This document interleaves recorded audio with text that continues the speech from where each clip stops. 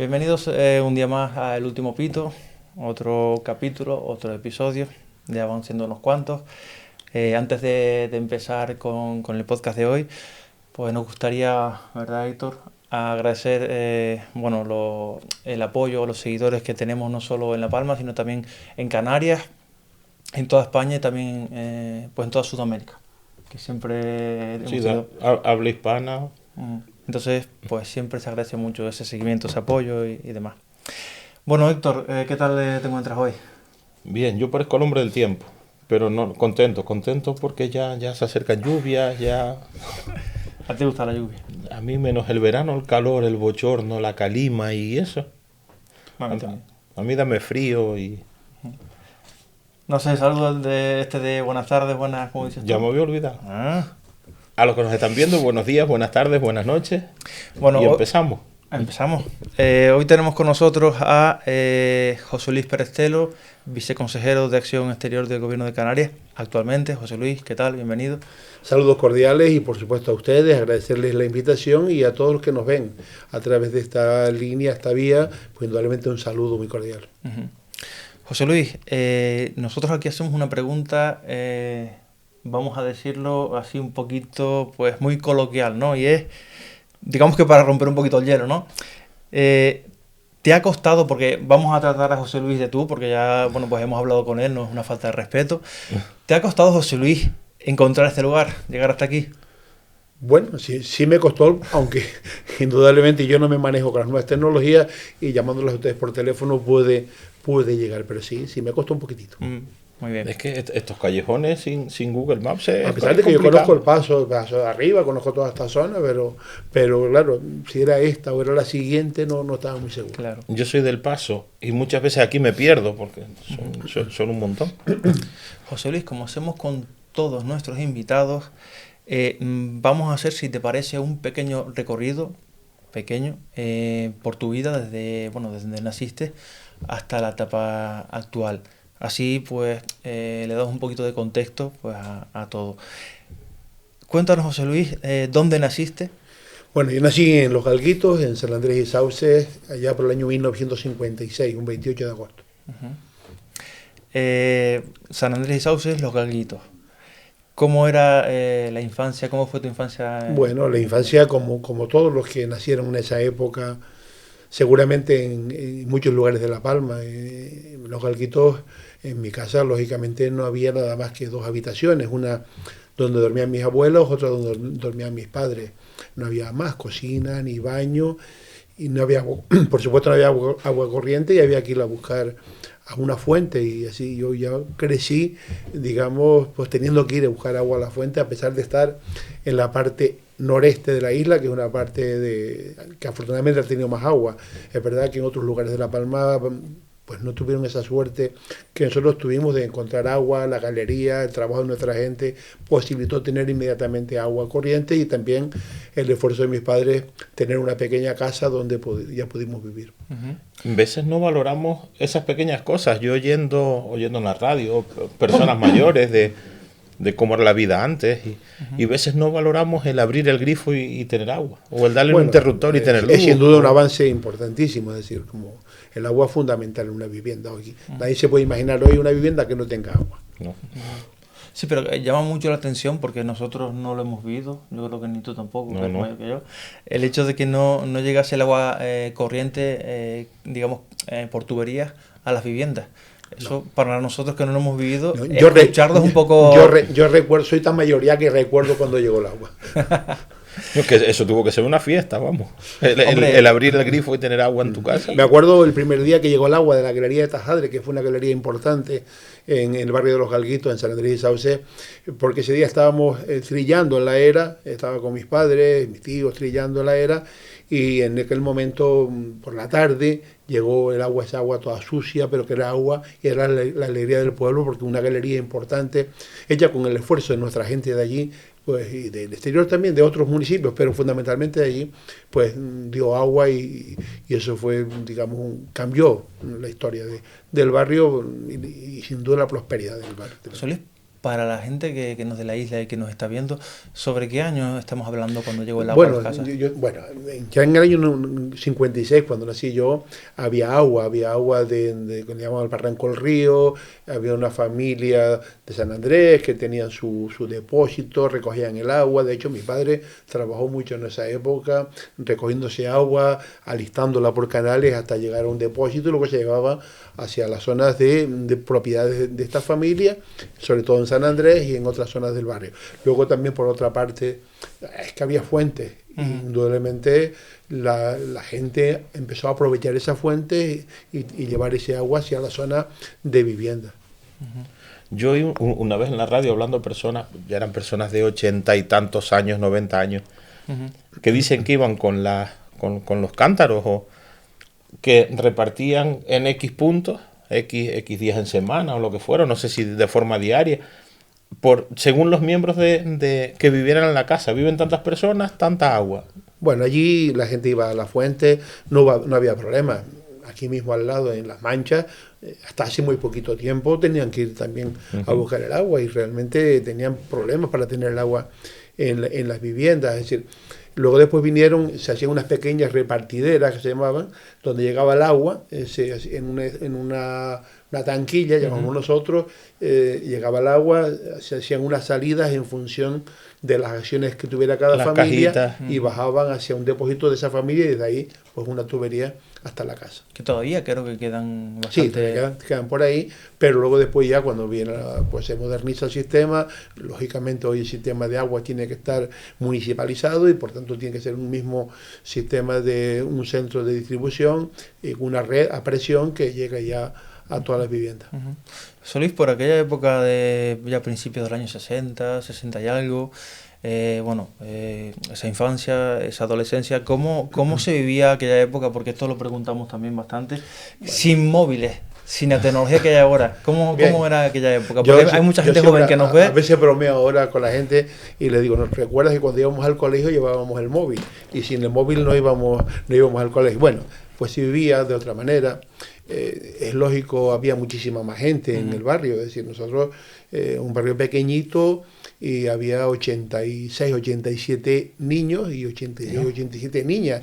Hablo de niños desde 6 hasta 14 años, y exactamente igual en niñas. No había televisión, por tanto nos reuníamos todos en torno a un núcleo donde había tres bares, 3 tiendas, donde se reuníamos todos por la tarde, por la noche, jugábamos, algo que no ocurre ahora. Yo siempre recordaré hace muy poquito tiempo que un día que tuvimos un cero energético en La Palma, y yo comentaba un poco en la gente, digo, hay niños en la plaza, hay niños. Es verdad, porque a veces ahora no vemos niños en las plazas, y fundamentalmente es porque, lógicamente, ya con las nuevas tecnologías, con la televisión, con ordenadores, con internet, la gente sale mucho menos, se comunica directamente mucho menos. Por tanto, yo entiendo que la vida era mucho más bonita, a pesar de las dificultades que ahora, porque teníamos ese contacto que hoy no existe. Yo lo he dicho alguna vez aquí, que yo una cosa que recuerdo, y recuerdo con cariño, es el Día de Reyes, cuando yo era chiquito. Tú ibas a la Plaza de los Llanos o a la Plaza del Paso, y era lleno de niños, claro. Uno con una pelota, el otro con una bicicleta, el otro... Pues hoy en día, y hay 4. Pero porque estaba comentando José Luis que la tecnología... Claro, no había televisión, fundamentalmente la televisión. Lo que cambió, sin duda, la televisión. Yo digo que en mi barrio cambió después también, cuando la gente, algunos terminamos de estudiar, otros empezaron a trabajar, ya los primeros coches que se compraron por parte de la gente, pues indudablemente eso hacía que ya los fines de semana se moviera la gente, y ya por las tardes la gente no esperaba porque llegara al otro, sino se iban al otro, tal vez al casco del pueblo, a otro sitio. Pero fundamentalmente fue la televisión lo que cambió esa vida que había, por lo menos en mi barrio la cambió la televisión. Hubo un primer momento en que solo había una televisión, que estaba en el local social, la Sociedad Fomento de los Galguitos, que existía. Entonces existió hasta hace muy poco, y la gente se reunía allí a ver la televisión, a ver Un Millón para el Mejor, a ver las películas de Bonanza y las películas de aquella época, y entonces se reunían allí. Los chicos jugábamos porque no veíamos la televisión, pero los padres se reunían allí. Porque imagino que, por aquella época, claro, uno lo ve con la visión que tenemos a día de hoy, ¿no? Que tenemos cualquier cosa en el móvil, y el hecho de pensar que en aquella época había que irse a un lugar común para ver la televisión, oye, pues visto ahora sí con perspectiva nos puede llamar muchísimo la atención, pero por otro lado pues también es algo muy romántico, ¿no? Pensarlo. Y ¿no? crea más comunidad, yo creo. Además era una sociedad que, curiosamente, estando en un barrio de pocos habitantes, sin embargo, de siempre, desde que yo recuerde, tenían una suscripción al diario de avisos, que llegaba todos los días, y al ABC de Madrid, que llegaba 2 días después o 3 días después el periódico. Recuerdo que en mi época, joven, ya participando en la sociedad, nos suscribimos también a la revista Tiempo, y también la traíamos cada semana a la sociedad. Ya digo, siempre ha sido un barrio donde la gente tiene criterio y donde la gente generalmente tiene opinión, y era interesante los debates que se organizaban allí. Además de cara a cara, que no a través de una pantalla, que eso también pues es diferente. José Luis, en la etapa escolar, ¿qué colegio asististe? Bueno, en primer lugar allí en Los Galguitos, es decir, yo empecé con 6 años en la escuela, en esa escuela que tenía el maestro 86 chicos. 46 iban por la mañana, que eran los más grandes, y 40 íbamos por la tarde, que éramos los más pequeños. ¿El mismo maestro? Claro, el mismo maestro daba por la mañana a 46 chicos y por la tarde a 40. Don Modesto García Afonso, que todavía vive, de Breña Alta. José Luis, perdona, ¿pero eran chicos y chicas? No, chicos solo. ¿Y chicas aparte? Chicas también, otras tantas. Y luego después, pues estuve ahí 2 cursos, luego pasé ya, cuando llegas a primero, segundo de primaria, pasé a otro colegio, y algo construí en otro colegio, entonces ya éramos 2 colegios, 2 maestros, 2 maestras, y pasé al otro colegio. Y entonces, cuando tenía 9 años, la maestra que estaba allí en mi barrio organizó por las tardes los maestros daban permanencia porque complementaban el sueldo. Antes se decía pasas más hambre que un maestro escuela, y era realmente porque el maestro cobraba muy poquito. Yo empecé de maestro también cobrando muy poquito, y luego vienen los pactos de la Moncloa, donde se produjo un cambio importantísimo en las retribuciones del funcionario público, entre ellos fundamentalmente los maestros. Y esa maestra tenía por la noche lo que llamaban bachillerato radiofónico. Sí, para aquellas personas que ya pasaban de 16 años, que no estaban estudiando, y era un magnetófono que lo ponían por la noche, unos cuadernos, y allí estudiaban. Y lo que pasa siempre, en un barrio pues hay muchos que empiezan y luego lo dejan, y la maestra convenció a mis padres para que me presenten a mí con 9 años a la prueba de ingreso y primero de bachillerato. Me presenté a esa prueba, aprobé ingreso, y aprobé primero todas las asignaturas menos religión y formación del espíritu nacional. Formación del espíritu nacional. Qué curioso, porque además me suspendí. Entonces, claro, al mismo tiempo me presenté para pedir beca para estudiar primero. Cuando mi madre me fue a matricular a la academia, el Colegio Libre Adoptado, yo estudié libre hasta cuarto, el maestro Cándido, un maestro muy conocido en mi pueblo, le dijo a mi madre que no, que me matriculaba en segundo, que ya tenía primero aprobado. Entonces yo estuve un curso adelantado siempre, precisamente por esa circunstancia de bachillerato radiofónico y haberme presentado. José Luis, luego estoy en la academia, Colegio Libre Adoptado, luego paso al Instituto Actual Alonso Pérez Díaz. Incluso tuve la oportunidad de estar en la inauguración del nuevo instituto desde el Pilar en Santa Cruz de la Palma, Luis Coviella, porque estaba en COU de matinal, y el COU matinal se fue cuando inauguraron el nuevo instituto, y luego ya estudié magisterio en La Laguna. Cuando eso seguía siendo el masculino, o sea, lo conocemos como el masculino y el femenino. No, cuando eso yo ya estaba era el masculino, y era mixto, cuando en quinto era instituto mixto ya. Era lo que es hoy el Alonso Pérez Díaz, el instituto mixto número 1 de Santa Cruz de la Palma. Cuando se creó el Pilar era el instituto mixto número 2, eran mixtos los dos. José Luis, ¿cómo eras como estudiante ya en el instituto? ¿Eras un buen estudiante? Yo era más bien flojito. Yo siempre he dicho... Sí. Flojito humilde, No, es la verdad objetiva, que aquí contamos la verdad. Yo lo que pasa es que tuve una suerte enorme, que fue mi madre. O sea, yo hoy no sería nada, sino es mi madre que me estaba permanentemente pendiente de mí, que por las tardes, cuando ella se iba a las cabras, a cuidar las cabras y a bordar, pues me sentaba al lado de ella a estudiar y un poco me obligaba, me guió, fue un apoyo fundamental. Y claro, después ya, cuando estás estudiando bachillerato y sabes que si suspendes no te dan la beca, cuando vas a estudiar magisterio, y tuve la suerte también de entrar en la universidad laboral, que para mí fue una de las cosas más importantes en mi etapa de estudiante. Si no aprobabas, no renovabas la beca, sabías que era un coste importante para tu familia, pues eso te obligaba un poquito a estudiar. Y algo que yo siempre tuve fue que nunca me perdí una sola clase. Por eso siempre recomiendo a los chicos, a las chicas, que no se pierdan las clases. Para mí era fundamental. Si era gandul, la única alternativa que tenía era escuchar a los profesores y aprender escuchando a los profesores. Y eso, pues, pude terminar la carrera con dificultades porque ya digo, con notitas, pero aprobado. Pero fue saliendo. Sí. Magisterio. Sí, estudié magisterio. ¿Y por qué magisterio y no otra? Fundamentalmente porque yo creo que me gustaba la docencia.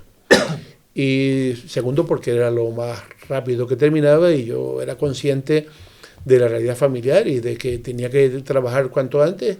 Tenía un hermano 5 años menor que yo, él estudió matemáticas, él era menor que yo, estudió una carrera universitaria, estudió matemáticas de 5 años y también ha ejercido de profesor. Yo estuve ejerciendo de maestro y empecé a trabajar en Breña Baja en el año 76, es decir, recién cumplido 20 años. Cumplí 20 años el 28 de agosto y en septiembre empecé a dar clase en Breña Baja con alumnos de 16 años, 15, 16 años, de la segunda etapa. ¿Y tú con 20?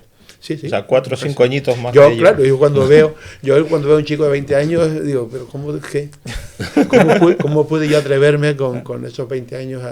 Bueno, y después estuve también, luego me tocó el servicio militar, casi tengo un problema gordo por el servicio militar porque me cortó el ser interino, aquella guerra que hicimos y participé con los maestros interinos en un boicot a las oposiciones convocadas por el ministerio, año 77, y luego probé en el 79 y empecé en La Matanza, el sur de Tenerife, en Garafía estuve también en un curso. Garafía estuve en un curso en Cueva de Agua y yo tenía 16 niños desde preescolar hasta octavo, en un solo grupo. A mí eso me parece súper difícil. Y dabas todas las materias, claro, matemáticas, lengua... Todo es solo. Muy complicado. Los niños no aprendían. Los niños no pueden aprender. Aprenden, pues... Bueno, aunque yo soy de los que creo que la educación general básica... ha habido muchas leyes de educación, muchísimas. Yo creo que demasiadas leyes de educación. Todos los gobiernos han llegado y han querido hacer su propia ley. Yo creo que cuando una ley se hace, y eso vale para todas las leyes, sin evaluar el impacto de la ley actual, fracasa. Tenemos que evaluar en qué hemos fallado y corregir lo que hemos fallado, no hacer una nueva ley. Y la ley de educación general básica, que fue una ley de la etapa anterior, yo creo que no fue una ley que creó la educación general básica, era una ley que un poco en la filosofía tenía que ser una ley que la educación primaria era un fin en sí mismo, que había que preparar a los chicos para la vida. Muchas veces tenemos a chicos que sacan sobresaliente en la educación general básica y no saben llegar un formulario ante el ayuntamiento, no saben rellenar un impreso de beca, no saben presentar una reclamación porque no lo hemos enseñado para la vida.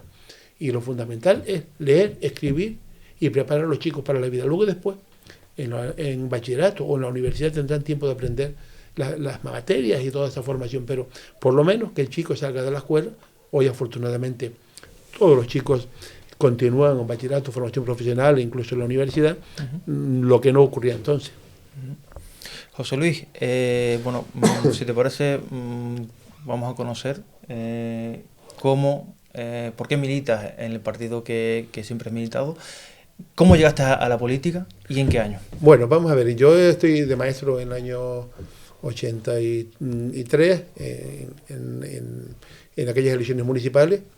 El alcalde venía de USD, pero estaba en aquel momento la USD dejó de existir, de funcionar, y un grupo de personas se animaron en el pueblo y crearon una agrupación de electores, Agrupación Democrática Electoral se llamaba, y me pidieron si quería acompañarles en esas listas. Yo me sentía muy próximo al alcalde, Antonio Hernández, y acepté la invitación y participé en ese gobierno con él, en esos 4 años de gobierno de San Andrés y Sauce. Asumí la Consejería de Cultura, tuve mucho trabajo. En esos tiempos pues ejercía de maestro y por las tardes me dedicaba al ayuntamiento. Esto sí, en esos 4 años, vamos, nada, no cobré. Porque ojo, que yo soy de los que defiende que el cargo político, el cargo institucional tiene que cobrar un sueldo. Lo que tiene que ser un sueldo transparente, un sueldo que lo conoce la ciudadanía. Los votantes tienen que saber cuánto gana su alcalde, su consejero, su presidente del cabildo, su director general o su viceconsejero. Y eso tiene que estar publicado, porque uno tiene que tener una vida adaptada también a esas circunstancias. Y la gente tiene que saber si se está ganando lo que le están pagando. Yo creo que es muchísimo mejor que cuando no cobraban nada, porque entonces cobraban de otra cosa. En definitiva, yo en aquel momento era maestro y nosotros teníamos esa voluntad de participar. Entonces, claro, en aquel momento había varios alcaldes así independientes. Estaba el alcalde de Los Llanos, Carlos Francisco, Lorenzo Navarro, una persona muy conocida, José Manuel González Suárez en Breña Baja, Juan Manuel estaba en Tijarafe, Antonio Castro, que estaba poco que venía de ser senador, Rafael de Arana, Gregorio Guadalupe, un montón de gente que estaban pues ahí y que estaban con una capacidad política importantísima, y que yo entiendo que en aquel momento alguien pues tuvo la habilidad de reunirnos a todos y de que aquellos valores políticos que había ahí no se perdieran. Y fue cuando en aquel momento empezamos a trabajar.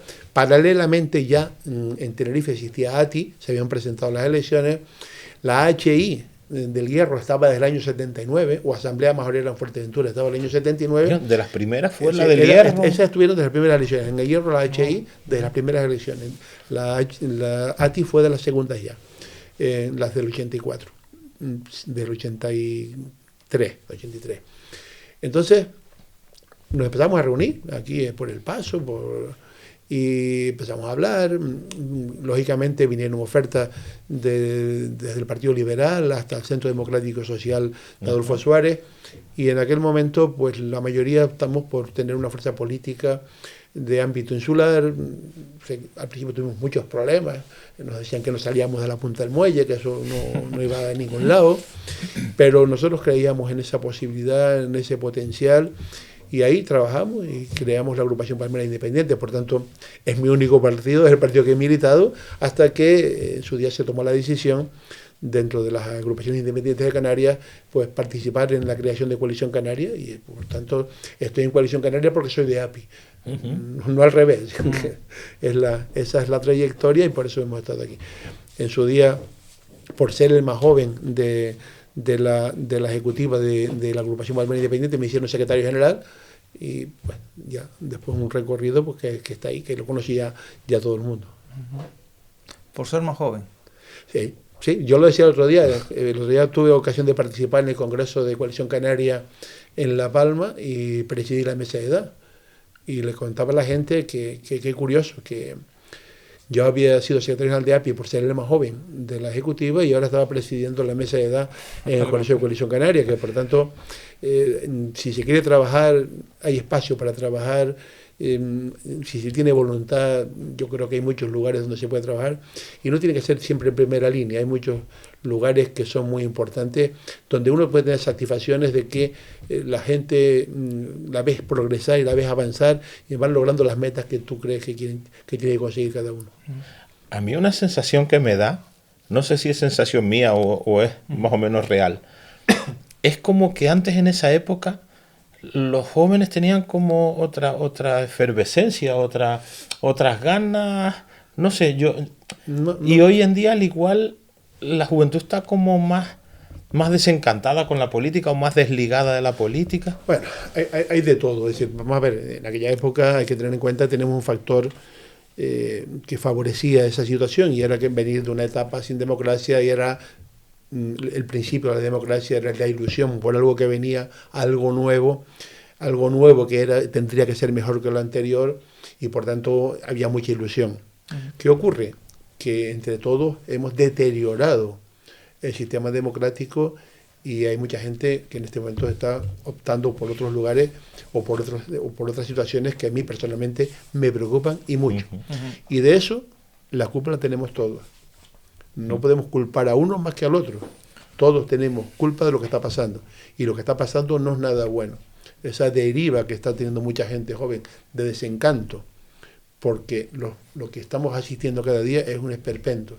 Y si no logramos esa división de poderes, del poder judicial, del poder ejecutivo, del poder legislativo, y no dejamos actuar, que se actúe conforme al marco constitucional, y violentamos unos poderes con los otros, y hacemos que el Poder Judicial se retrase lo que se está retrasando en la emisión de sentencias. Una justicia que llega tarde nunca es justicia. Eso está deteriorando mucho la situación y la gente joven está muy cabreada, muy enfadada, y yo estoy preocupado por esa situación porque no es nada bueno. No es nada bueno.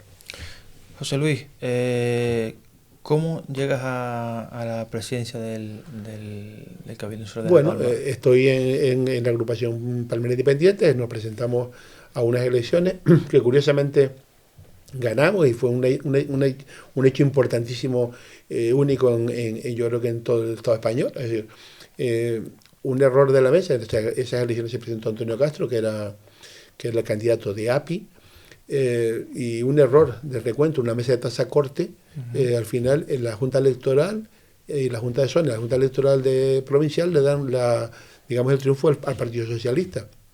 Nosotros recurrimos al Tribunal Superior de Justicia de Canarias y le siguió dando la razón al Partido Socialista porque las actas de escrutinio eran las que estaban allí.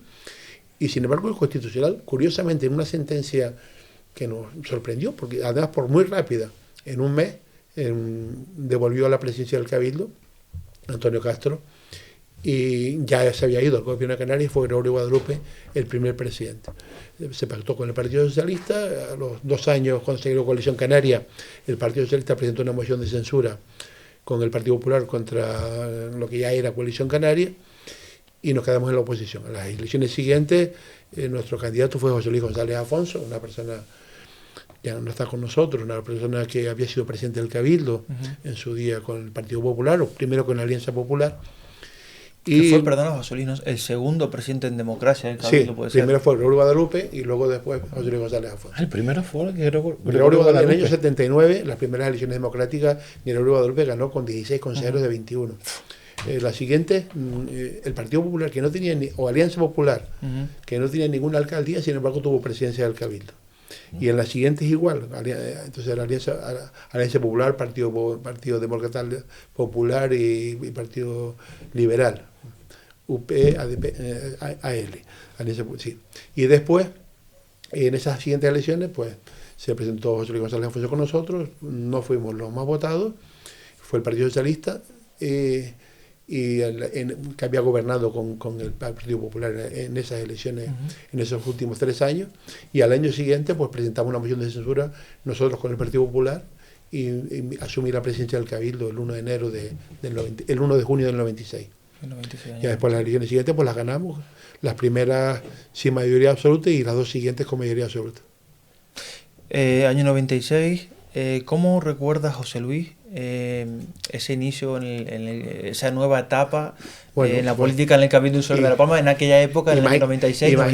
Imagínense pues una persona que llega nuevo, aunque yo tenía la experiencia desde el año 90 de ser consejero del Cabildo y poco conocía la idiosincrasia del Cabildo, pero me llegó con un Cabildo que me encuentro que no tiene ni una peseta en las arcas, que los proveedores están queriendo cobrar, que los funcionarios, me dice el interventor, que además era nuevo, que llevaba también una semana de interventor, que no hay dinero para pagar la nómina, y tenemos una deuda viva con los bancos de 180 millones de pesetas.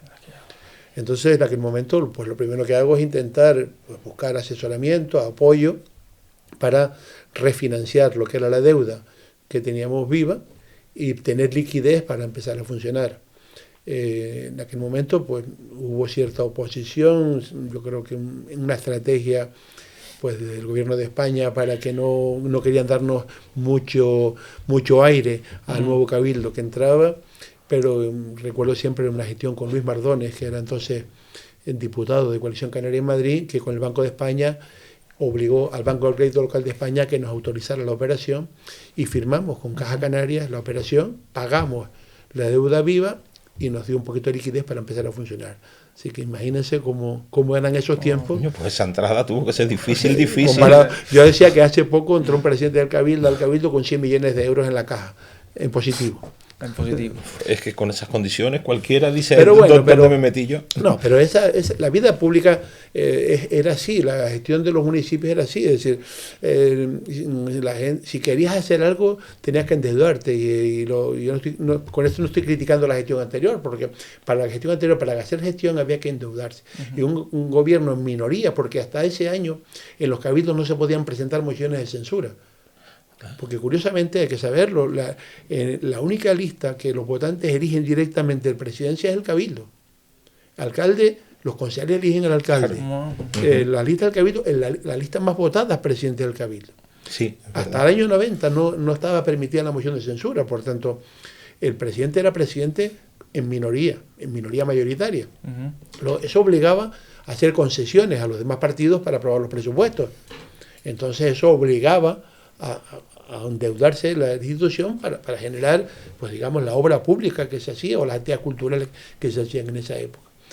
A partir del año 90 ya se habilitan también las mociones de censura y los presidentes de cabildo, o las presidencias, a pesar de ser la cabeza de lista más votada por los ciudadanos, puede tener moción de censura. Pero el primer presidente del cabildo o presidenta es la que encabece o el que encabece la lista más votada. A mí me gustaría hacer dos preguntas. Una es, ¿cómo es esa sensación? O sea, cuando te presentas a las elecciones, llegas a noche electoral y ves que ganas. O sea, ¿qué se siente de soy presidente del Cabildo?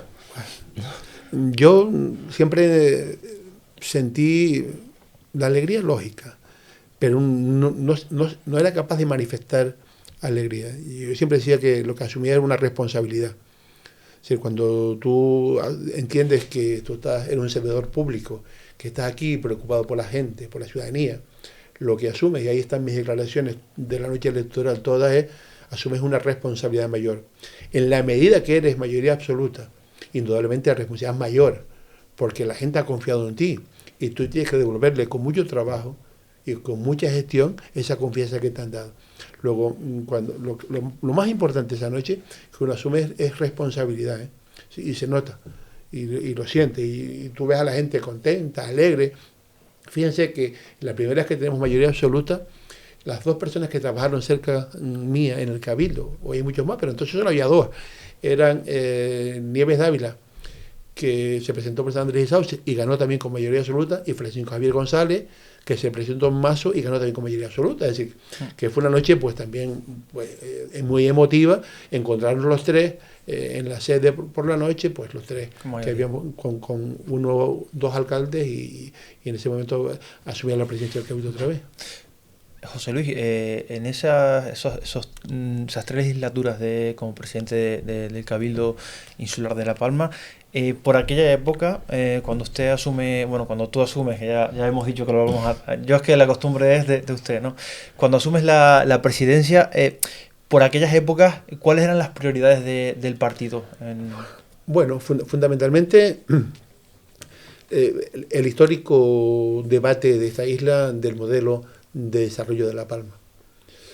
Por eso, desde la primera etapa me puse a trabajar con nuestra gente en ponerle a pensar a nuestra gente, porque hay que observar la realidad de La Palma. Es decir, tú vas a Tenerife y te encuentras un montón de gente, profesionales, empresarios, todos de éxito, palmeros.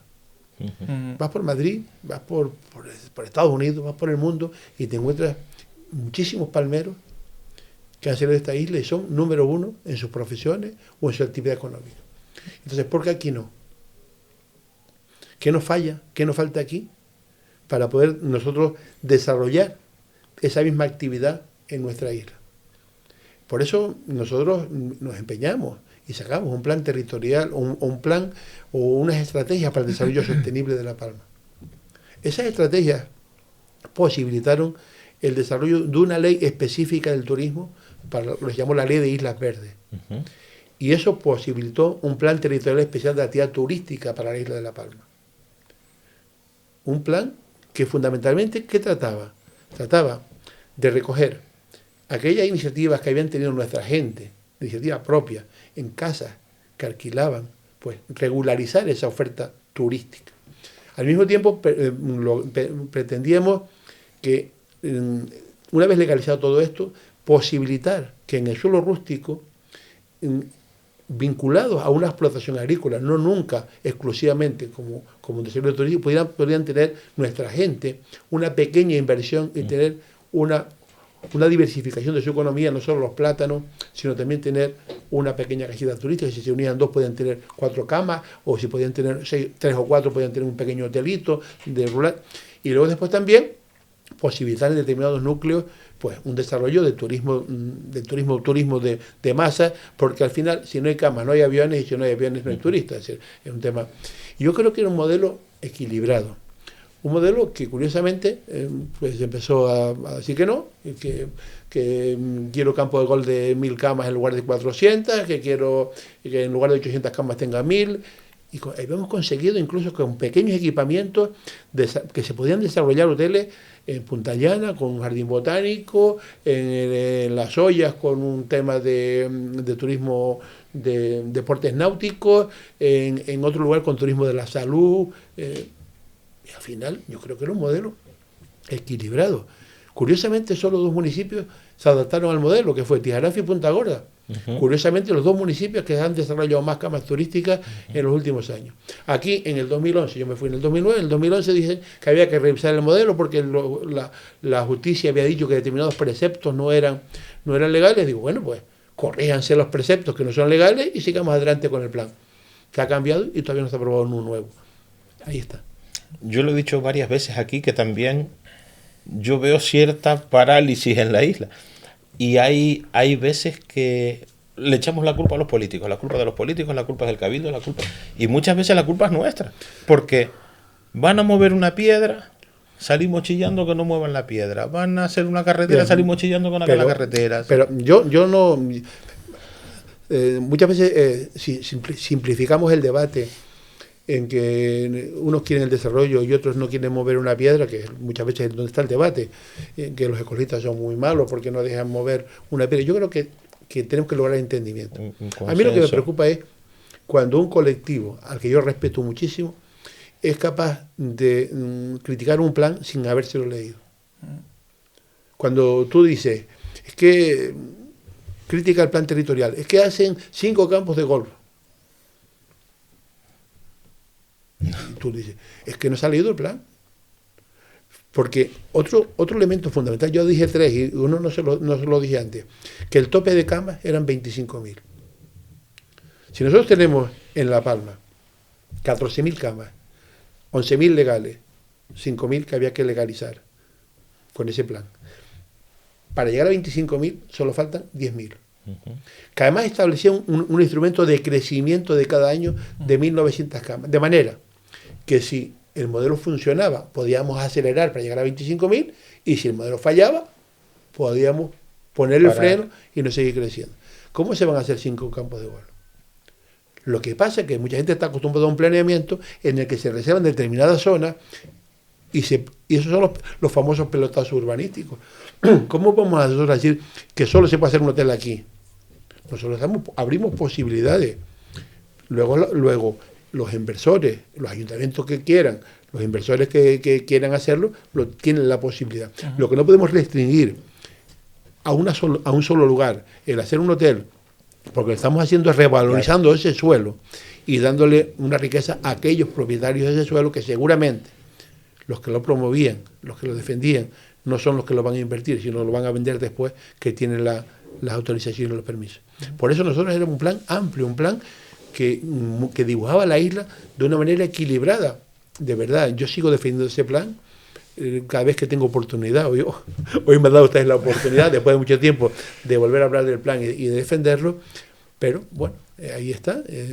Yo creo, seguimos hablando de un modelo, cuando ya digo, esa estrategia para el desarrollo sostenible de La Palma fue un debate en la sociedad palmera, con todos los sectores económicos y sociales de La Palma, con sectores económicos y sociales de Tenerife, de palmeros que estaban en Tenerife, con las universidades que participaron abiertamente. Y yo creo que es un buen documento y está ahí. El otro día se lo decía a alguna consejera del Cabildo, mira, aquí tienes un documento, léanselo por ahí por el Cabildo, a ver si ya tenemos un modelo. José Luis, yo creo que, vamos a aprovechar un poquito la presencia de José Luis porque la pregunta es un poco aguda, creo yo. Sí que es verdad que a día de hoy, tanto en redes sociales, sobre todo en redes sociales, que la gente a veces pues se le va un poquito, así vulgarmente, se va un poquito la lengua, ¿no? Hablan más que, bueno, en fin, déjame yo también ponerme un poco... Una cosa, yo las redes sociales las miro y las leo. Pero a lo que voy, José y los Luis, comentarios. Incluso siendo consciente que muchas veces son anónimos y son... la red van social, a la persona más que a la gestión. la red social sería interesante si cada opinión fuera firmada por la persona. Un DNI, o que tenga un DNI, ¿no? Sí, te vas a sí, registrar, oye, pues regístrate con un DNI. Como o con un nombre, con una persona que porque si yo hablo... yo no puedo criticar bajo el anonimato a una persona que se identifica. Cuando yo hablo me identifico, por tanto, quien me quiera criticar, lógicamente, que no todo el mundo tiene que aceptar lo que yo digo.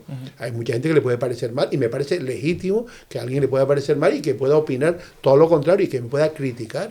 Cuando uno está en la vida pública, se tiene que someter al escrutinio de la gente y por tanto yo acepto la crítica y por eso no me voy a enfadar más ni menos.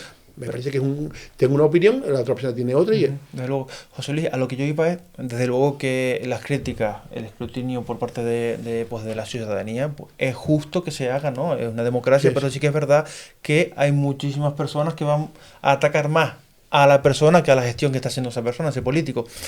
Yo quería hablar, dije lo de las redes sociales porque es verdad que pues, por ahí pues se leen muchas cosas, se escuchan muchas cosas y es Isla de la Palma con respecto al, pues hablando de turismo, ¿no? De lo que estamos comentando un poquito antes.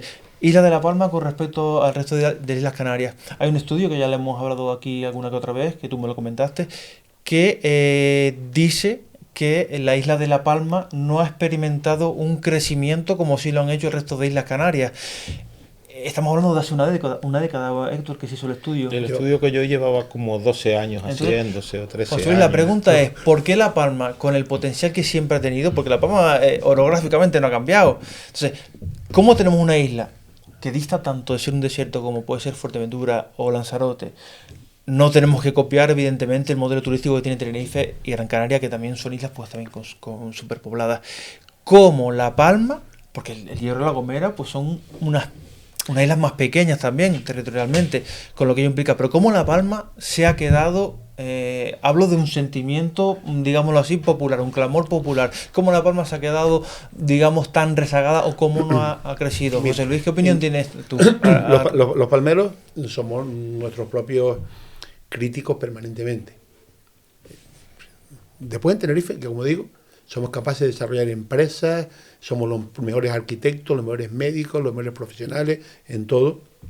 Hasta los medios de comunicación hay muchos palmeros conocidos y cantantes y en todos los ámbitos de la sociedad. Sin embargo, somos muy críticos con nosotros mismos.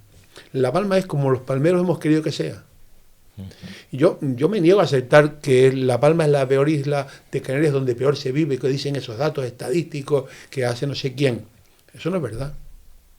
Eso no es verdad. La gente de La Palma no vivimos, no es la peor isla donde se vive. Yo veo otras islas que supuestamente en esos datos estadísticos salen mejor y que cuando yo estoy allí yo no le veo futuro.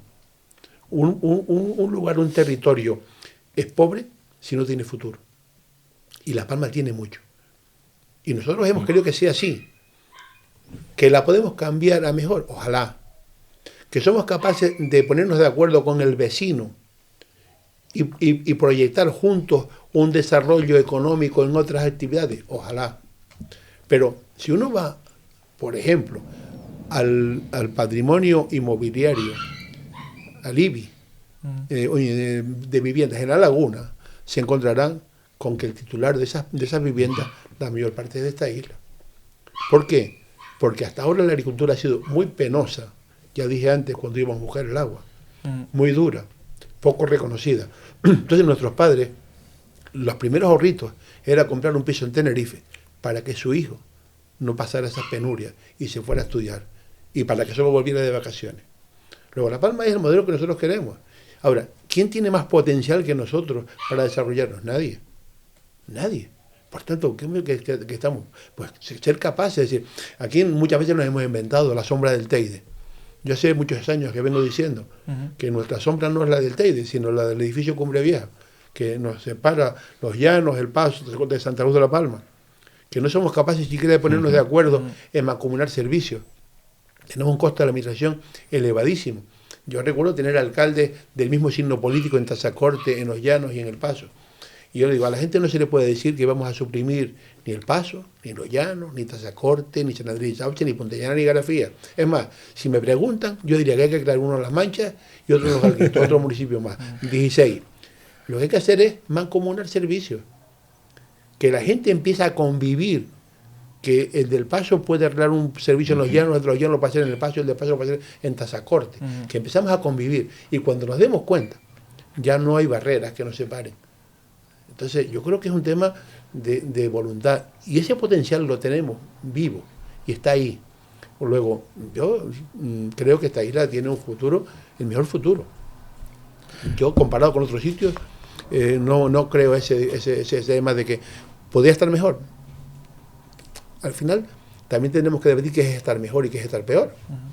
Porque a veces yo creo el concepto de bienestar también tiene sus matices. En eso de empezar a convivir, me llama un montón la atención porque mis padres tienen casas rurales.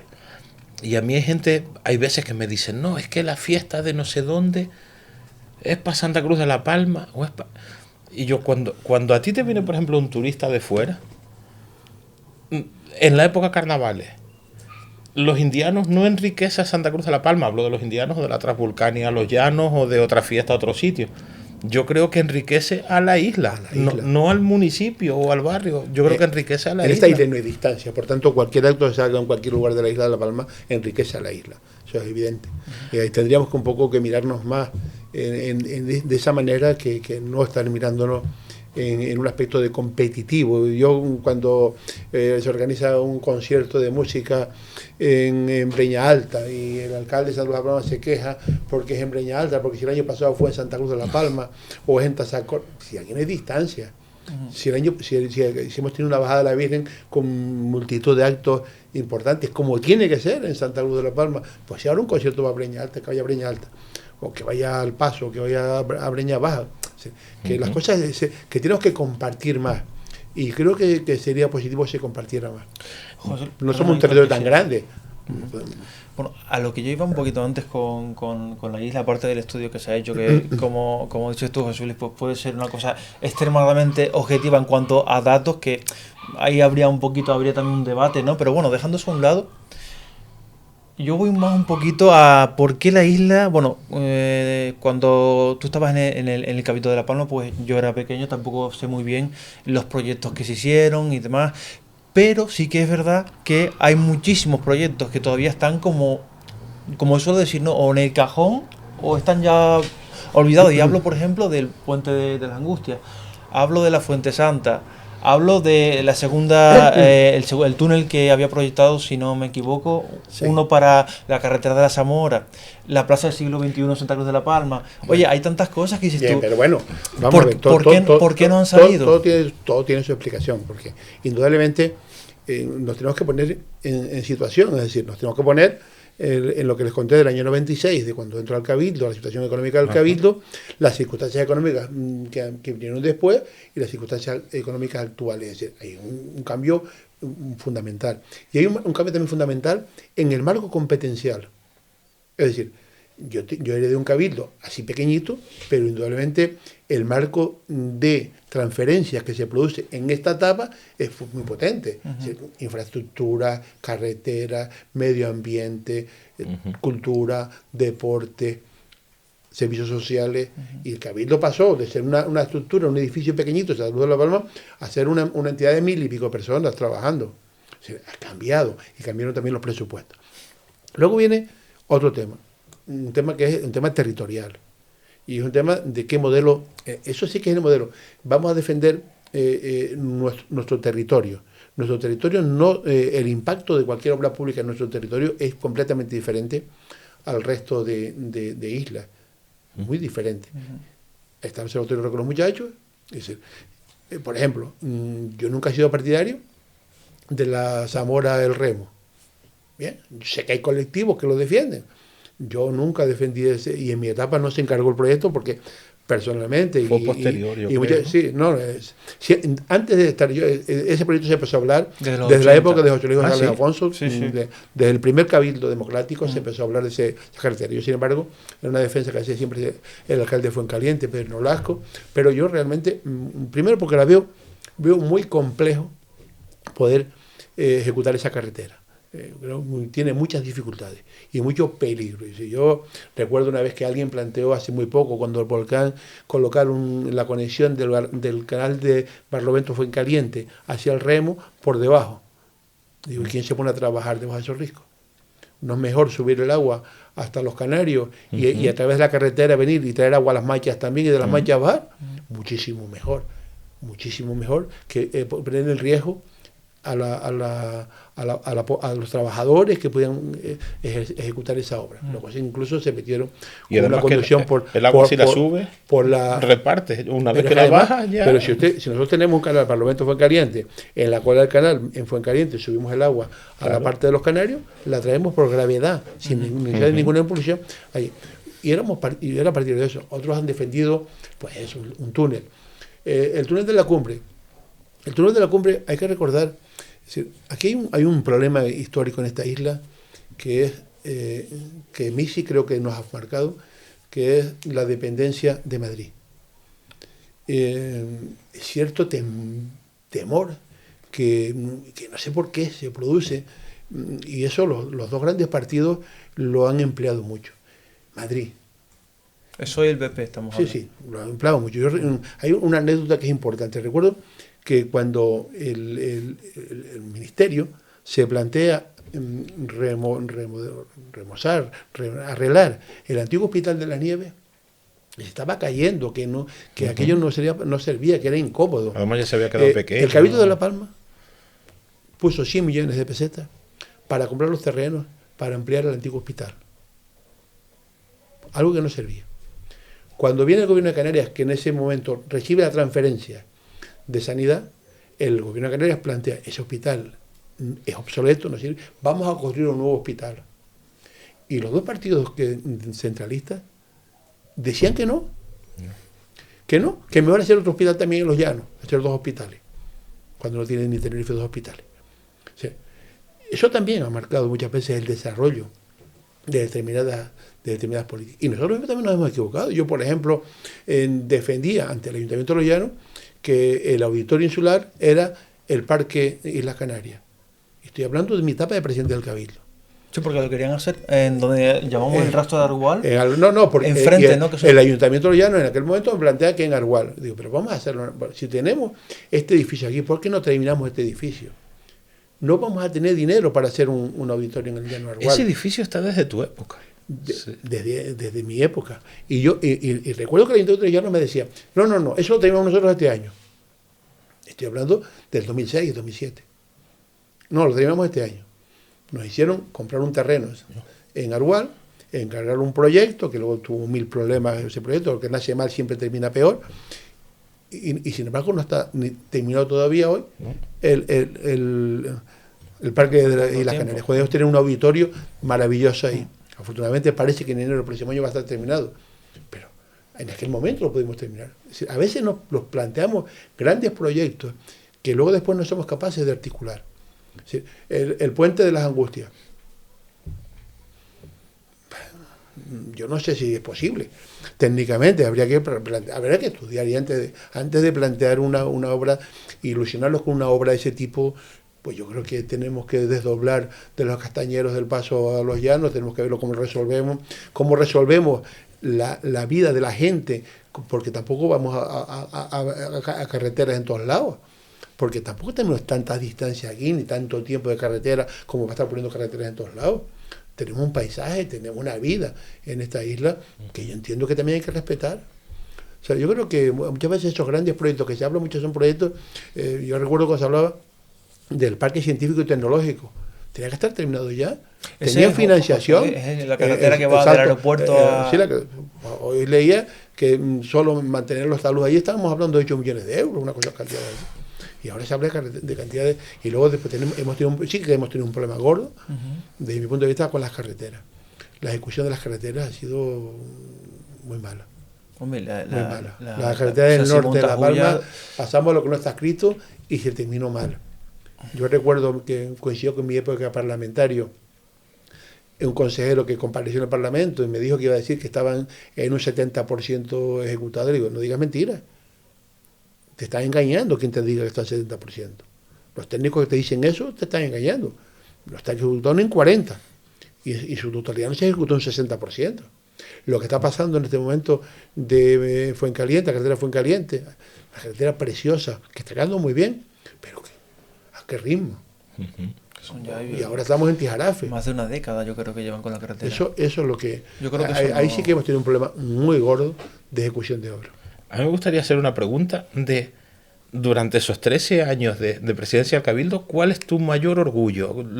Lo que sacaste para adelante que tú digas, este es mi niño bonito. No, hay muchas cosas, hay muchas cosas. Por supuesto que tengo mis niños bonitos, y pues de verdad que sí, algunas, pero que va unida al sentimiento y a tu vivencia. Pero les digo una cosa, lo mejor de mi etapa del Cabildo, de verdad, para mí, es salir a la calle, que la gente te saluda, te reconozca y te agradezca la gestión. Esa satisfacción no se puede comparar con nada. Para mí lo más importante es eso. José Luis, ¿estabas retirado? Sí. Estabas retirado, creo que... Bueno, ¿en qué año te retiraste? Bueno, yo terminé... De la política activa, vamos a... Sí, yo terminé en el año... estuve en el último Cabildo de vicepresidente, colaborando con la presidencia de Anselmo Pestana, nosotros desde el grupo de Coalición Canaria colaborando. Al terminar ese mandato, pues ya no seguí, ya tenía pues edad, porque al ser docente me podía jubilar, y me jubilé como docente, y estaba poco viéndolo desde fuera, y bueno, pero siempre indudablemente vinculado lógicamente a mi organización política, a mi gente, y intentando pues opinar, sobre todo opinar, porque yo no digo dar consejos, sino digo opinar. Surgió una oportunidad porque el presidente del gobierno de Canarias, en una visita a Venezuela, pues contactó con mucha gente que le preguntaban por mí, cómo estaba, dónde estaba. Fernando Clavijo, estamos hablando. Sí, Fernando Clavijo, y me pidió la posibilidad de, si aceptaba ser viceconsejero de Acción Exterior.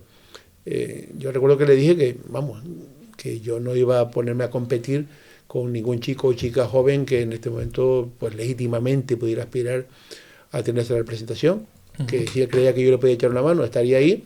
Yo pensaba que fuera un año, ya van 2, pero indudablemente, si es del primer día, el presidente sabe que estoy dispuesto a irme porque me parece que tiene que venir una persona joven que pueda hacer este trabajo.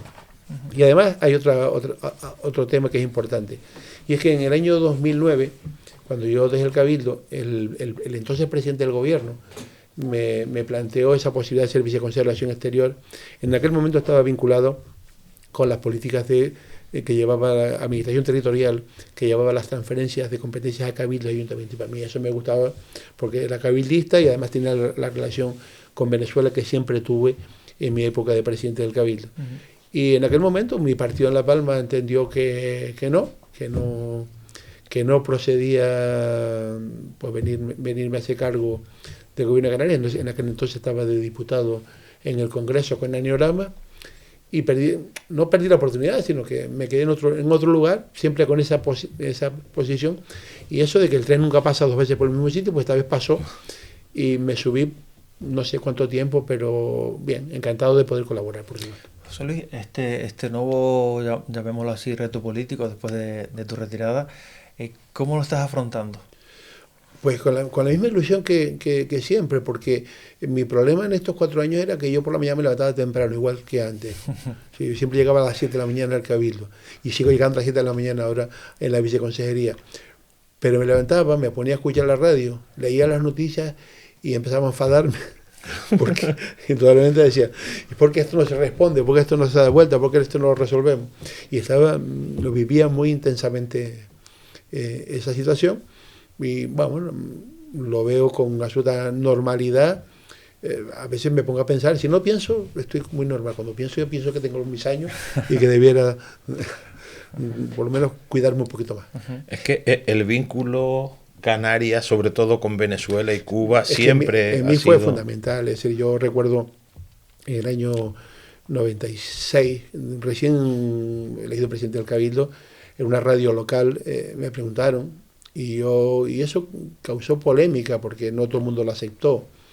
Hoy creo que el tiempo me ha dado la razón, desgraciadamente el tiempo me ha dado la razón, que nosotros teníamos que estar como palmeros pendientes de lo que pasaba en Madrid, pero también pendientes de lo que pasaba en Caracas.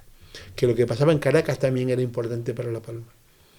Y así lo entendí desde el primer día, y así desde el primer día he intentado colaborar con los centros canarios en Venezuela, porque me parecía que nuestra gente, cuando llegara a ser mayor de edad, estaba mejor atendida, donde han vivido siempre, que tener que venir a La Palma y buscar servicios sociales aquí. Desgraciadamente hoy los servicios sociales en Venezuela son tan caros como aquí. La situación allí es muy, muy complicada.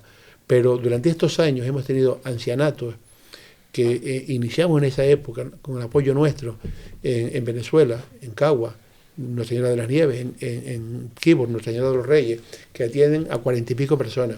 Pero tenemos convenios con ancianatos de gobernaciones de Venezuela que atienden a muchísimos canarios. Tenemos centros de día, tenemos asistencia domiciliaria, tenemos ayuda en medicinas y alimentación, tenemos seguro social para personas mayores de 65 años que no tienen nada. En definitiva, hay una serie de prestaciones de servicios que vienen bien para la gente. Yo no sabía que había toda esa red. Sí, hay una buena red, y además tenemos una delegación en Caracas, y aparte, porque claro, lo que no podemos olvidarnos de la actividad cultural, porque en Venezuela, sobre todo en Venezuela, ha habido una actividad cultural muy importante. Y en Cuba también la tuvimos, porque tuvimos una casa canaria muy, muy importante. Era el ejemplo de todas las casas regionales que había en Cuba. Se murió el presidente, y muchas veces estas casas, como estas sociedades que había antes en los pueblos, van vinculados a los presidentes o directivos que no están, y se muere aquella actividad. Y en eso estamos, y nos está costando mucho recuperar la actividad en Cuba. Bueno, pues está muy bien, yo creo que esa labor, ¿no?, intensificar las ayudas a las comunidades canarias fuera de España. José Luis, Héctor, ¿qué les parece? A mí un tema que no me gustaría dejar atrás, y es la erupción volcánica de la isla de La Palma, si no me falla la memoria, 19 de septiembre del año 2021. Estabas retirado, José Luis. ¿Cómo viviste la erupción? La viví con mucha intensidad y, por supuesto, opinando donde me dejaban opinar. Yo recuerdo que a una semana del volcán en erupción, sí quiero decir una cosa, no vine a verlo. ¿No viniste para...? Nunca quise venir a verlo. Vine un día que hacíamos un programa de televisión por una cadena de televisión, y lo hacíamos en Los Llanos, y pasé, bueno, de rabo de ojo, pues lógicamente, pero de pararme, nunca quise ver... ¿Durante toda la erupción? No. Pero José Luis, nunca quise, no. O sea, aquello me parecía que no era... Porque a veces se quiere un espectáculo, y un espectáculo no era. Teneguachi fue un espectáculo que era en la costa, que iba al mar, pero este fue una desgracia que además cada día la incertidumbre nos podía, porque no sabíamos dónde podía evolucionar. Pues sí recuerdo que la primera semana del volcán, en una emisora de radio de Tenerife, y está ahí grabado, planteé que la solución y que lo que había que hacer era unir a todas las instituciones. Que si un volcán no era motivo suficiente para unir instituciones, algo estaba fallando. Y en aquellos momentos planteé la necesidad de crear un consorcio participado por todas las administraciones para que pudieran resolver las situaciones que se iban a plantear en el volcán y posvolcán. Me pareció una barbaridad cuando yo veo los ayuntamientos y el cabildo abriendo cuentas para las donaciones populares. Eso después no se puede gestionar como así pasó, y lo dije públicamente. Creo que es un grave error que los ayuntamientos y cabildos pidan dinero a los ciudadanos cuando el cabildo tenía mucho dinero en caja, que podía utilizarlo antes que pedir a los ciudadanos o a los ayuntamientos, porque hay que reconocer que después del plan de estabilización económica de los ayuntamientos pagaron sus deudas todos y se pusieron todos, como hay una regla de gasto que no se puede pasar, pues en los ayuntamientos en este momento tienen liquidez, por eso hay muchas actividades culturales, porque los ayuntamientos tienen mucha liquidez. Entonces, planteemos esas dos cosas, me recuerdo repetirlas muchísimas veces. Con amigos que tengo en todos los partidos políticos, se lo planteaba, pero ¿cómo es posible que no planteemos en este momento la creación de un consorcio? ¿Cómo podemos estar planteando que cada uno vaya por libre? Que el gobierno de España por un lado, el gobierno de Canarias por otro, el cabildo por otro, los ayuntamientos por otro. Podemos sentarnos todos. Nunca se hizo caso a eso y creo que fue un grave error en la gestión del volcán y del postvolcán. Sí, pues mucha gente ha hablado de que las donaciones que se estaban haciendo por parte de los ciudadanos de toda España, e incluso hasta de fuera de España, hay mucha gente que no estaba de acuerdo que esas donaciones pasaran por las administraciones públicas. ¿Ves? El cabildo. La sociedad civil tiene sus agentes. Las ONG son sociedad civil, Cruz Roja, Cáritas. Hay un montón de instituciones de la ciudadanía que la ciudadanía puede transmitir a través de ellos su solidaridad. Y que sería mucho más directo. ¿Cómo porque pasar por la transparencia y la fiscalidad de una administración pública es diferente. Como a través de un ayuntamiento cabildo. Y afortunadamente la habilidad que tuvo el alcalde entonces del Paso, Sergio Fernández, que fue el primero que empezó a pagar las ayudas, porque yo le decía, pero que no pueden estar un día más. ¿Cómo pueden estar 12 millones de euros en las cuentas y la gente que no tiene para comer? Un acto de valentía. Porque había que hacerlo. Había que hacerlo. Pero ese dinero pudo haber sido gestionado por la sociedad civil a través de sus organizaciones que están para eso también. No, y que lo lógico, el volcán no entiende de El Paso, Los Llanos o Tazacorte o el Cabildo o lo otro. Todo, Ahí se perdió una oportunidad de crear ese consorcio, no sé por qué, yo tengo muchas versiones de por qué no se creó, bueno, cada uno sabe lo que hizo para poderlo conseguir. Bueno, en aquella época, en la erupción, pues en el Cabildo teníamos a María Hernández Zapata, sí. Vicepresidente, que creo que era Borja Perdón, y yo no sé, José Luis, si la pregunta es muy directa, pero también se puede omitir, ¿no? Pero me gustaría conocer, o yo creo que nos gustaría conocer, ¿qué opinión tienes de, bueno, pues como la diligencia, ¿no? que tuvieron estos representantes cuando se produjo la erupción volcánica? Bien, vamos a ver. Cuando llega una pandemia o cuando llega un volcán, eso no está escrito en los libros de cómo tiene uno que actuar o cómo tiene que reaccionar. Por tanto, yo pongo en valor el trabajo que el presidente del Cabildo, que el vicepresidente, que los consejeros, porque los vi trabajar. Trabajaron mucho, como trabajaron mucho los alcaldes. Yo siempre recordaré el 12 de octubre que estuve en El Paso, en ese programa de televisión, y me encontré con el alcalde del Paso, que entró en un bar a desayunar, y no lo conocí. Vamos, delgado, amarillo, no en color. Sergio Rodríguez. A serio, al actual presidente del Cabildo. Y le dije, digo, mira, que me levanto temprano, por la noche te vas a dormir a casa, duerme un poquitito y vente a trabajar al día siguiente por la mañana, estás aquí a las 6 de la mañana, porque lo vi. Luego, todos trabajaron muchísimo. Nunca entenderé por qué no se dieron los pasos para crear el consorcio. Para mí, en el debe de la gestión del Cabildo, creo que fue lo que le siguió la ciudadanía en las elecciones siguientes, es no crear ese consorcio que diera respuesta unitaria a las situaciones. Todo el mundo, yo decía en aquel tiempo un poco con crítica, yo solo, como dicen los niños pequeños, cuando empiezan a dar paso y luego se caen al suelo, yo solo, y yo creo que hubo un error, trabajaron muchísimo, pero un error en querer gestionar sin dar participación a los demás, porque un volcán había que gestionarlo entre todos. Una tragedia se gestiona entre todos, muchísimo mejor. Es que era un poco lioso. Y luego se tomaron decisiones que yo, por ejemplo, no comparto. Es decir, yo nunca podré compartir la solución por lo que significó incluso desde el punto de vista jurídico y de la división de poderes que hablábamos antes y de la imagen que damos a los jóvenes. La famosa tubería por la fajana del volcán. Vamos a ver. Si el Estado español prohíbe utilizar la fajana para poner una tubería, ¿cómo el Cabildo puede desatender la prohibición del Estado español y coloca una tubería en esa fajana? Pero es más, ¿cómo un delegado de gobierno en Canarias no envía a la Guardia Civil, que enviaría para cualquier vecino Don Anselmo que haga Pestana. cualquier pared mal. Hablamos de Don Anselmo Pestana, delegado esa también. época, En esa época. Pero ¿cómo no envía a la Guardia Civil a parar la obra? ¿Cómo le podemos exigir a un ciudadano que cumpla la ley si nosotros somos los primeros que presumimos de no cumplirla? Sí. Cuando ya, como digo, había soluciones, como la solución que estamos hablando, de elevar el agua de Fuencaliente a los Canarios, traerla por gravedad y llevar agua también a zonas de las Manchas que también quieren regar y llevar agua a la costa. Una cosa que pedía mucha gente era eso, subir a los Canarios. Bueno, hay soluciones que se dieron en contratos que se establecieron por emergencia. Ahora se están con los contratos de emergencia de la pandemia.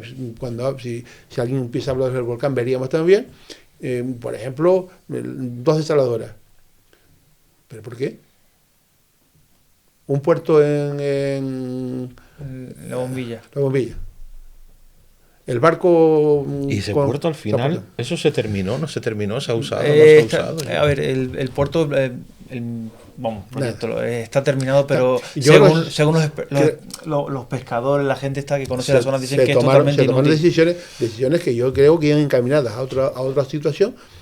Quiero creerlo, pero que no, que así no, yo creo que se pueden hacer las cosas. Ya digo, pero dicho todo esto, yo tengo que reconocer que trabajaron mucho. Que no teníamos un método, no tenían un método ni un libro para decir que todo está bien. Que lógicamente yo, personalmente, que tengo responsabilidad política, me solidarizo con la gestión que hicieron y con el trabajo que hicieron. Con sus aciertos y sus errores. No puedo criticarlo. Sí veo, no sé qué parte de responsabilidad tuvieron en la no creación de ese consorcio, porque entiendo que esa era la figura que hubiera resuelto muchos de los problemas que hoy tenemos. Yo creo que sí. Mira, yo, por ejemplo, en el tema de servicios sociales, para dar apoyo a todos los afectados, los ayuntamientos montaron roperos con ropa, bancos de alimentos, pero una cosa que yo sí me di cuenta en ese momento es Tazacorte tenía su sistema de funcionar, Los Llanos otro distinto, El Paso otro distinto. Había gente que no tenía muy claro si yo perdí algo en Los Llanos, pero soy del Paso, lo voy a pedir al Paso, lo voy a pedir a Los Llanos. Que al igual se hubiera solucionado con una gestión conjunta. Exactamente. El consorcio que estaba hablando antes José Luis. José Luis, luego ya, bueno, pues en este caso vamos a hablar otra vez del Cabildo. Sergio Rodríguez en el año 2023 accede con mayor absoluta al Cabildo Insular de La Palma y a partir de ahí se encuentra pues con la gestión también de la erupción volcánica. ¿Cómo ves tú, como bueno, personalmente, o como político, ¿no? O de las dos cosas, la gestión que está haciendo Sergio y el grupo de gobierno en el Cabildo con respecto a la erupción? Es obvio que no puedo ser objetivo en la valoración del gobierno del Cabildo en este momento. Yo hablé mucho con Sergio durante los meses anteriores a la campaña electoral. Yo desde un mes antes, y no es que sea divino, le comentaba a Sergio que lo veía presidente con mayoría absoluta. Se produjo el resultado. Pues lógicamente yo cuando fui presidente del Cabildo nunca llamé a los anteriores. Y lógicamente entiendo que él tampoco llame a los anteriores, porque es lógico. Yo sé que está trabajando, están poniéndole muchas ganas. Pues indudablemente hay todavía algunas disfunciones que tienen que corregirse y yo espero que se puedan ir corrigiendo. Llevan 2 años y tienen que corregir algunas cosas que seguramente el presidente ya las tiene muy, muy claras cuáles son y que las tienen que corregir. Ahora pues ha hecho alguna remodelación también en el gobierno y siempre le doy el margen de confianza, son personas que conozco y que sé que tienen muchas ganas de trabajar y los estoy notando que tienen ganas de trabajar, que para mí es lo más importante. A mí me parece súper complicado para cualquier partido una mayoría absoluta, porque creo que, es más, desde la tuya no había habido mayoría absoluta en el Cabildo. Lo que hace falta es intentar... la democracia no es, como se pretende, el gobierno de la mayoría sobre la minoría. Eso para mí no es la democracia. La democracia es el diálogo. Y aún con mayoría, si la otorgan la ciudadanía, pues uno tiene que gestionar también esa mayoría sabiendo que hay muchísima gente que también ha votado por otra opción y que son ciudadanos que viven en el mismo territorio. Yo intenté siempre, y lo conseguí, sí, yo conseguí que pese a la mayoría absoluta, tener varios presupuestos aprobados por unanimidad. Debe ser difícil. Y salvo 2 presupuestos, los otros 2, una vez fue con un partido, que otro no quiso, y otra vez con el otro, que el otro no quiso. Es decir, con ambos 2 también tuve, solos también tuve proyectos aprobados. ¿Por qué? Porque siempre intentaba que el documento presupuestario, pues, incorporar aquellas cosas que te planteaban los partidos de la oposición, que representan muchos ciudadanos y que indudablemente mejoraban el documento presupuestario. Yo creo que hay que hablar. No es más complicado. Es más complicado si te crees que eres el dueño, en el sentido peor de la palabra. No, eres presidente de una institución, de muchísima gente, que hay muchísima gente que no te ha votado y que tú tienes que dar respuesta también a esa gente. Por tanto, tienes que escuchar, hay que escuchar mucho lo que te plantean también de la oposición. Y la oposición siempre, los plenos son siempre muy buenos, porque esa parte de control, sin esa parte de control se haría peor gobierno. La parte de control, a veces que nos enfada y nos enfadamos porque nos preguntaron, porque nos critican. Bien, mientras a mí me den capacidad de responder, que me critiquen. José Luis, ya para terminar, acabas de nombrar plenos. A mí personalmente, yo me meto casi todos los plenos que, bueno, sobre todo los que hacen en El Paso y los del Cabildo, eso no me los pierdo. Sí que es verdad que me gustaría hacer una pregunta que tampoco tiene mucho que ver ahora con lo que estábamos hablando, pero en la época que eras presidente del Cabildo, aquellos plenos que se hacían, ¿qué diferencias, por así decirlo, había en la actitud? Porque yo creo que hay diferencia en la actitud que había en los plenos, el gobierno con la oposición. El clima político. El clima político ha cambiado. Vamos a ver, el clima político en España ha cambiado muchísimo. Ya no estamos en la transición. Es decir, en este momento nadie se plantearía hacer los pactos de la Moncloa, que fueron decisivos para el proceso de transición democrática en España. Hoy no se pueden plantear. Es imposible, no pueden hablar. En nuestra época, en el Cabildo se hablaba. Y teníamos debates enconados. Yo siempre recordaré un debate enconado con un consejero en aquel momento de la oposición. Y al terminar el debate, al terminar el pleno, ese consejero, ya no está con nosotros, vino y me puso el brazo por arriba y me dijo, vamos a tomar café. Sí, hablábamos. Podíamos hablar, nos podíamos debatir, y a mí me parece que eso es sano.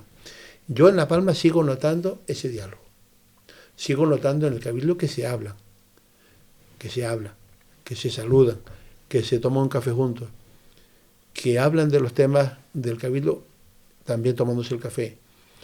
Mientras ese ambiente siga, es bueno para el Cabildo y bueno para la isla. Yo creo que ese diálogo existe en este momento. A mí me parece, mi percepción de algún día que paso por Santa Cruz de la Palma, es que ese ambiente sigue en este momento en el Cabildo. No he escuchado ningún pleno.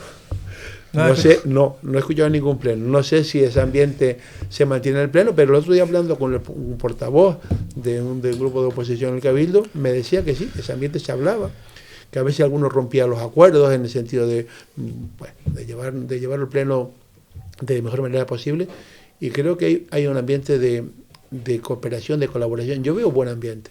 A mí me parece positivo. Yo siempre pongo como ejemplo, porque lo vi en mi época de estudiante en La Laguna, cuando eso era Clavijo, alcalde de La Laguna, y Javier Abreu, secretario del PSOE de La Laguna. Sí. Y de verlos en un bar, juntos, hablando, tomando café. Y siempre lo pongo como ejemplo porque para mí eso debe ser la política. En el salón de plenos, pues uno tiene una postura, otro tiene otra postura, pero sin faltarse como personas. Javier Abreu, yo no lo conocía, lo conocí en esta última etapa porque había una radio que nos llamaba, lo llamaban a él, él participaba en la radio así como ustedes dos, y me llamaron muchas veces. Después de eso me tomó varios cafés en La Laguna con él, y a veces hemos ido también a comer. Es un tipo encantador, aparte que sea crítico, pero es capaz de criticar y de asumir también que se puede equivocar y corregir y pedir perdón. Bueno, Yo creo que eso es bueno. O sea, he tenido buenos amigos en el Partido Socialista, en el Partido Popular, sin ningún problema. Y yo siempre diré que una etapa muy feliz fue gobernado con el Partido Popular en el Cabildo de La Palma, porque había mucha lealtad en ambos lados. Y también gobernamos 4 años con el Partido Socialista, nosotros, de apoyo a Anselmo Pestana, y fueron 4 años donde absoluta normalidad, siempre hay algún problema, pero con absoluta colaboración y sobre todo con seriedad y con rigor y con transparencia. Y vamos, yo creo que eso es posible, eso es bueno. Yo siempre lo he dicho, bueno. si son capaces Fraga y ¿cómo se llamaban del Partido Comunista? Santiago Carrillo. Esa época fue... Si fueron capaces de hablar, dialogar y echar la democracia para adelante... Porque no había más remedio. Porque o hablaban o aquel invento de la democracia se acababa. Pedro, sí. Por eso decía yo antes, si aquello era la democracia, pero aquello era un volcán y los daños de un volcán. Si los daños de un volcán no nos unen para saber que tenemos que eso es lo prioritario. Y después cuando vengan las elecciones, cada uno dirá lo que hizo por lograr esa unidad y por dar respuesta. Y la gente es lista. La gente sabe lo que vota.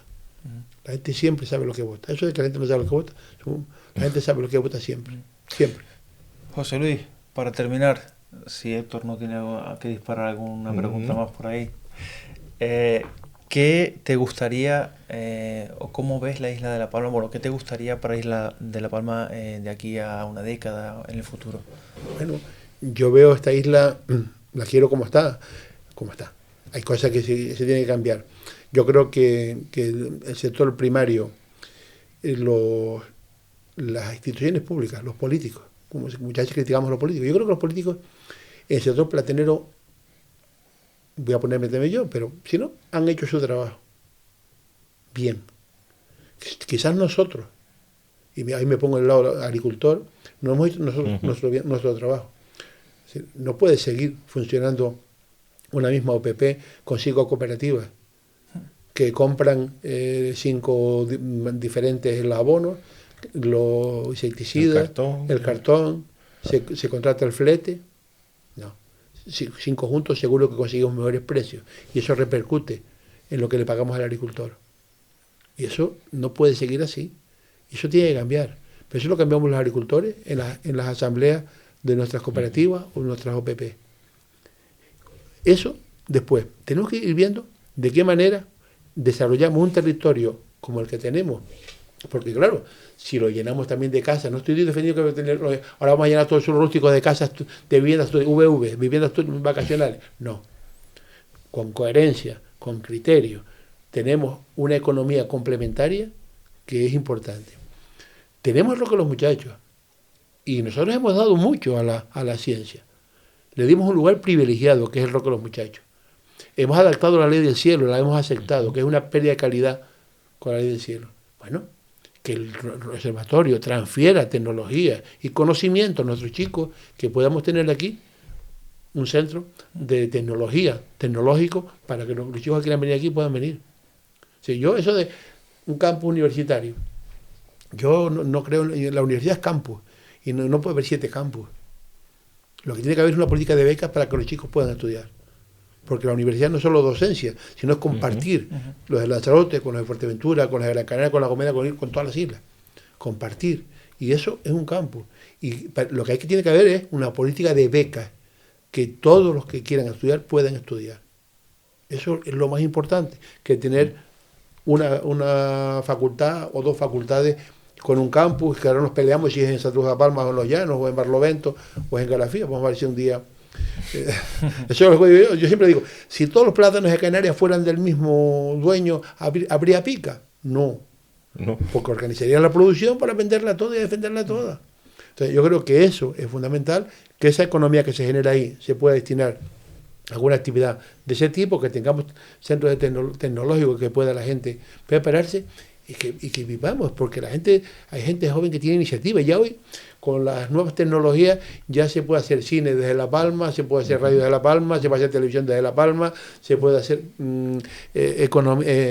transacciones comerciales, económicas en el mundo, se puede hacer todo.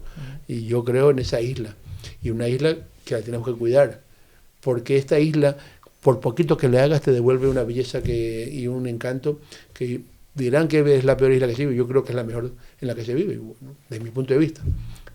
Es la mejor en la que se vive. Yo quiero que siga siendo la isla en que mejor se vive. Pues yo creo que, José Luis, nos quedamos con estas últimas palabras que has dicho.